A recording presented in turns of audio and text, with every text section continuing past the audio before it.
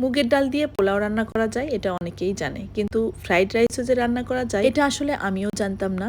মানে কারো কাছ থেকে শুনিনি কখনো। তবে আমার কেন যেন মনে হয় পোলাও যদি রান্না করা যায়, যদি পোলাও খেতে ভালো লাগে তাহলে অবশ্যই ফ্রাইড রাইস খেতেও ভালো লাগবে।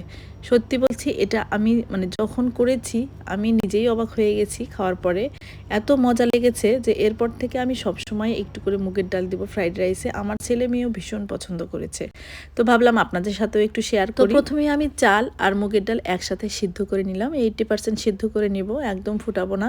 তারপর পানি ঝরতে দিয়ে একটা কড়াইয়ে আমি তেল দিলাম। তেলটা গরম হয়ে আসলে একে একে সব উপকরণগুলো দিয়ে দেবো। এখানে দিয়েছি পেঁয়াজ কুচি, কাঁচামরিচ কুচি, মুরগির হাড় ছাড়া কিছু মাংস, তারপর একটা ডিম দিয়েছি, আদা বাটা, রসুন বাটা, গরম মশলার গুঁড়া, তারপর আলাদা করে একটু গোলমরিচের গুঁড়া দিয়েছি পরিমাণ মতো লবণ। সবকিছু একসাথে ভেজে নিয়ে এখন আমি গাজর দেব আর বরবটি দেব। আমি সবসময় সবজি বেশি দেই, কিন্তু আজকে একটু কম দিলাম কারণ মুগের ডাল দিয়ে রান্না করছি। আমি আসলে চাচ্ছিলাম মুগের ডাল দিয়ে কেমন স্বাদ হয় সেটা দেখার জন্য, এই জন্য একটু সবজিটা কম দিলাম। তো সব কিছু একটু ভেজে নিয়ে এখন আমি চাল আর মুগের ডালগুলো দিয়ে দেবো, যেগুলো আমি পানি ঝরিয়ে রেখেছিলাম।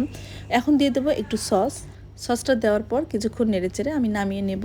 এই তো হয়ে গেল আমার মুগের ডালের ফ্রাইড রাইস। বিশ্বাস করেন এতটা মজা হয়েছিল, শেষে আমিই পাইনি, অল্প একটু খেয়েছি জাস্ট স্বাদটা নেওয়ার জন্য। তো আলহামদুলিল্লাহ অনেক মজার হয়েছিল, মানে বলে বোঝাতে পারবো না, অবশ্যই ট্রাই করবেন।